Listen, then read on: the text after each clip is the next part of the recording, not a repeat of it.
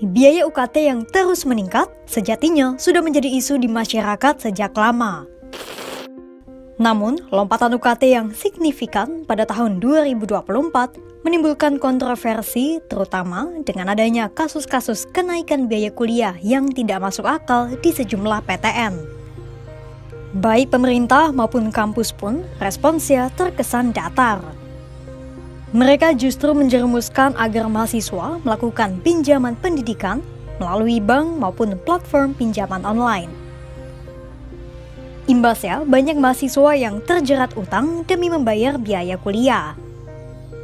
Pinjaman pendidikan pun sempat menjadi salah satu wacana yang digadang-gadang bisa menjadi solusi untuk permasalahan biaya pendidikan ini. Apa betul begitu? Dan sebenarnya, apa itu pinjaman pendidikan?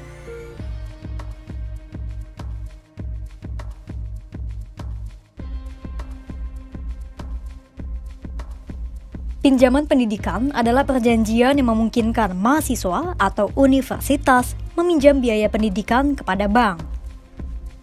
Menurut Semeru Institute, ada dua jenis skema pinjaman pendidikan.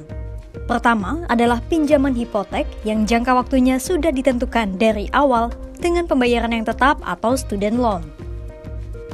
Kedua adalah sistem pinjaman berbasis pendapatan atau income contingent loan.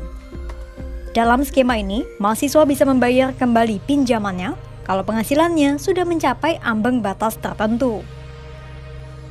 Konsep pinjaman pendidikan pun sudah sering diterapkan di banyak negara liberal.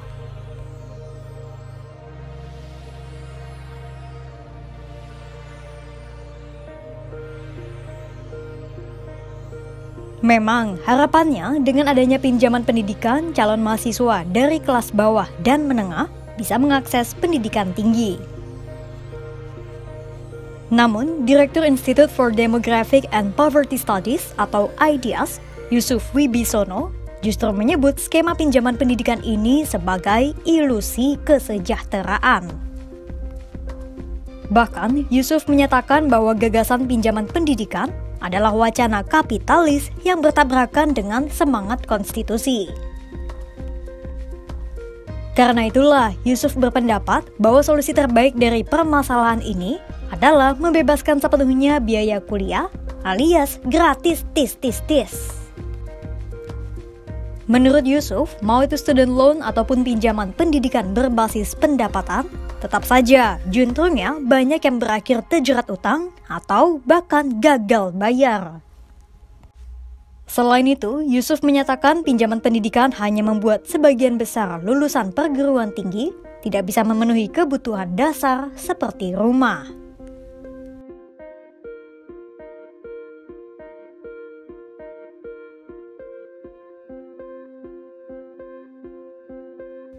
Seperti sudah disinggung di awal, pinjaman pendidikan memang sudah pernah diterapkan di sejumlah negara.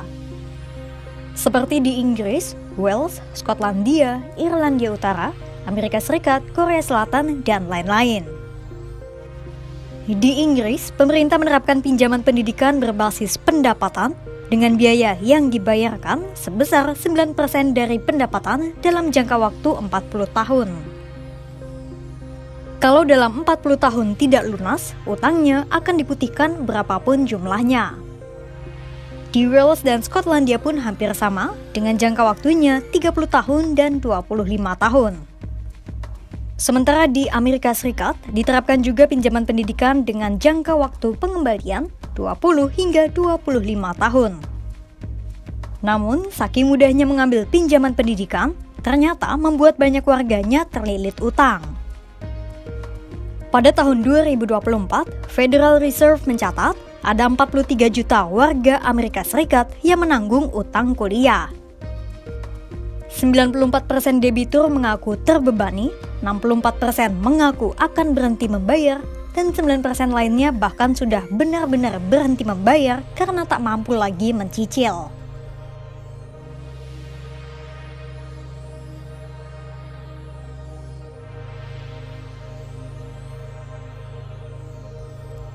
Di Indonesia sendiri, sudah ada sejumlah platform pinjaman online pendidikan seperti Dana Cita, Cicil, Fintech, dan lain-lain.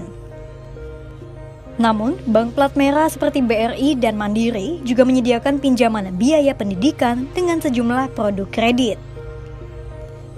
Untuk Bank BRI, mereka menawarkan produk kredit tanpa agunan atau KTA bernama Briguna yang ditujukan khusus untuk calon mahasiswa yang ingin menempuh pendidikan S2 maupun S3.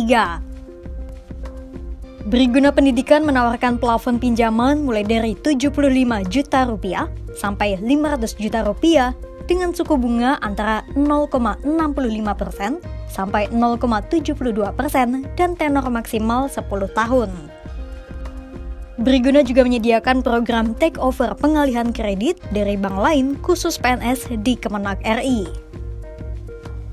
Sementara Mandiri juga menyediakan pinjaman pendidikan melalui program Mandiri KSM atau kredit serbaguna mikro yang memungkinkan para pemilik usaha atau UKM mengajukan pinjaman pendidikan.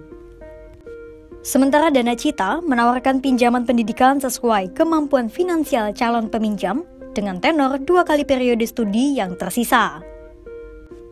Suku bunga yang diterapkan berkisar antara 1 sampai 1,75% per bulan secara flat dari jumlah pinjaman. Lalu Fintech yang menyediakan akses pinjaman dana pendidikan untuk sejumlah institusi yang bekerja sama dengan Fintech dengan suku bunga ringan bahkan ada yang mencapai 0%. Selanjutnya Cicil yang menawarkan opsi pembayaran cicilan selama 1 sampai 6 bulan dengan bunga sekitar 1 sampai 1,5%.